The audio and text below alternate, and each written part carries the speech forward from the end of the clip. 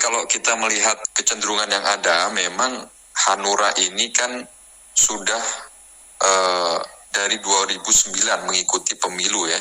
Betul. Artinya sejak dibentuk sampai sekarang ini Hanura sudah 3 kali mengikuti pemilu, dan di pemilu terakhir 2019 kemarin kan Hanura gagal mengantarkan wakilnya untuk duduk di parlemen, dalam hal ini DPR RI, alias 0% kursi. Sementara di 2009, 2014 Hanura masih mendapatkan sejumlah kursi ya. Di 2009 17 kursi, di 2014 juga 16 kursi. Nah, artinya secara politik tentu Pak Wiranto juga melihat bahwa Hanura ini berpotensi memang sulit untuk menembus ambang batas parliamentary threshold sebesar 4% kursi DPR ya. Sehingga ini yang membuat politisi dan tokoh sekaliber Pak Wiranto berburu kendaraan politik yang lain, dalam hal ini yang menjadi tujuan adalah PAN. Nah, tentu bagi PAN dan Pak Wiranto ini kan sifatnya simbiosis mutualistik ya, artinya saling menguntungkan.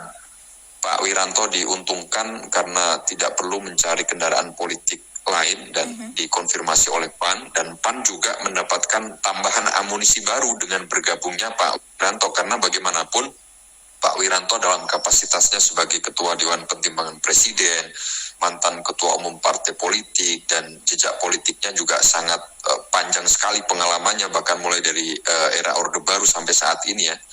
Sudah malang melintang di dunia politik. Tentu ini akan menjadi tambahan energi dan amunisi bagi PAN yang hari ini sebagaimana radar hasil beberapa lembaga survei kan terancam tidak lolos parliamentary threshold. Sementara PAN sendiri kan sejak dibentuk sampai hari ini sudah 5 kali mengikuti pemilu sejak 1999. Artinya PAN dalam kapasitasnya sebagai partai politik ini juga dihadapkan pada situasi yang cukup sulit menghadapi pemilu 2024. Nah, tentu dengan bergabungnya Pak Wiranto ini menjadi energi positif ya dari sisi elektoral, dan berpotensi besar menyelamatkan PAN untuk lolos parliamentary threshold di pemilu 2024. Saya kira itu, Mbak. Baik.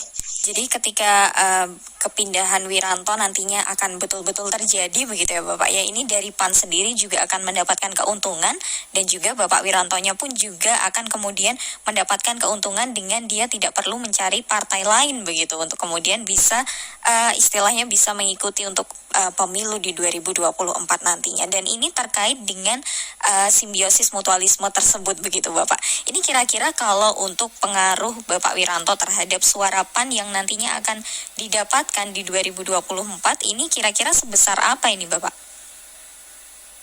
Iya, memang PAN ini agak unik ya. Berulang kali terikot dalam hasil lembaga survei kan selalu tidak lolos parliamentary threshold. Tapi berulang kali pemilu kan menyuguhkan fakta lain bahwa PAN ini ternyata kan masih lolos parliamentary threshold. Bahkan di pemilu terakhir 2019 kemarin kan angkanya sekitar 6,84% suara ya, atau sekitar 44 kursi, dan PAN sendiri kan tergabung dalam poros koalisi KIB yang diendorse oleh Partai Golkar bersama juga dengan P3.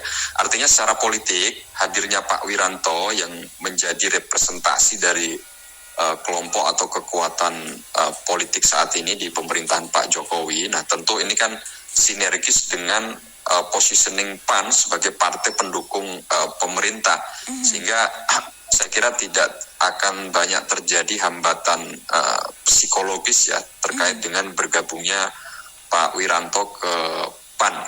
Nah, secara politik tetap PAN akan diuntungkan karena sekali lagi bagaimanapun Pak Wiranto ini punya track record politik yang sangat panjang dan pengalamannya cukup luar biasa, dan pernah mengantarkan Hanura menjadi partai politik yang lolos dan memiliki wakil-wakilnya di parlemen. Baik. Jadi terkait dengan hal tersebut sudah dipastikan nantinya PAN pun juga akan mendapatkan keuntungan begitu dengan bergabungnya Bapak Wiranto ke PAN. Nah, terkait dengan hal tersebut ini Bapak, kalau berkaca dari pada masa lalu begitu ya, terkait dengan kiprah Bapak Wiranto sendiri. Nah, ini terkait dengan peristiwa adanya keterlibatan Bapak Wiranto dengan pelanggaran HAM berat di masa lalu. Nah, ini apakah hal tersebut nantinya akan kemudian mempengaruhi suara pemilu di tahun 2024, terutama dengan Partai PAN sendiri begitu? Ya, isu terkait pelanggaran hak asasi manusia kan memang muncul tenggelam ya. Kalau tiba musim elektoral, tentu isu-isu sensitif seperti pelanggaran HAM kan cenderung naik, dan itu saya kira bukan hanya menyasar Pak Wiranto saja, karena juga ada tokoh-tokoh yang lain yang disasar terhadap persoalan-persoalan atau isu-isu seputar HAM ya. Saya kira tidak akan berdampak signifikan karena positioning Ketua Umum PAN ini kan tetap ada pada Pak Zulkifli Hasan. Nah, dari background kepartaian sendiri, saya kira meskipun PAN ini tumbuh dan dibentuk dan didukung oleh kelompok organisasi keagamaan seperti Muhammadiyah, tapi kan PAN dalam perjalanan juga menunjukkan dirinya sebagai partai yang inklusif ya, partai yang terbuka kepada semua segmen, dan saya kira ini sesuai dengan culture atau background Pak Wiranto sendiri sebagai tokoh politik yang menghargai pluralisme dan keanekaragaman sebagaimana itu ditunjukkan dalam karakter kepartian pada saat di Hanura. Artinya dari sisi profiling partai ini tidak menjadi kendala terkait bergabungnya Pak Wiranto ke Partai Amanat Nasional. Tapi saya kira motif yang paling bisa kita baca adalah potensi sulitnya Partai Hanura untuk memenuhi ambang batas parliamentary threshold 4% di pemilu 2024.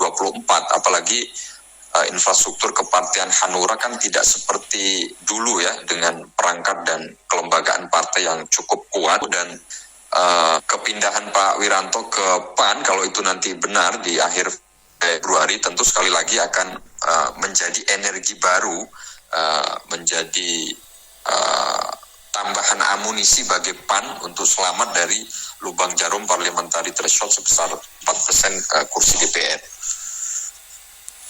Baik. Nah, tentunya dengan seperti ini masyarakat pun juga jadi kemudian lebih memahami begitu ya Bapak ya, terkait dengan adanya kemudian parliamentary threshold yang mana nantinya PAN pun juga akan kemungkinan besar suaranya pun juga akan menjadi semakin naik dengan bergabungnya Bapak Wiranto, dan kemudian terkait dengan Hanura yang nantinya ini akan menjadi mungkin terkait dengan adanya potensi untuk Hanura tidak bisa begitu ya memenuhi parliamentary threshold sebanyak 4%. Baik Bapak, terima kasih banyak untuk kebersamaannya di siang hari ini. Semoga informasi kali ini akan kemudian menambah sahabat AMK untuk kemudian lebih memahami terkait dengan perkembangan pemilu 2024. Sekali lagi terima kasih Bapak Yusak atas waktunya di siang hari ini. Selamat melanjutkan aktivitas kembali. Wassalamualaikum warahmatullahi wabarakatuh. Waalaikumsalam warahmatullahi wabarakatuh.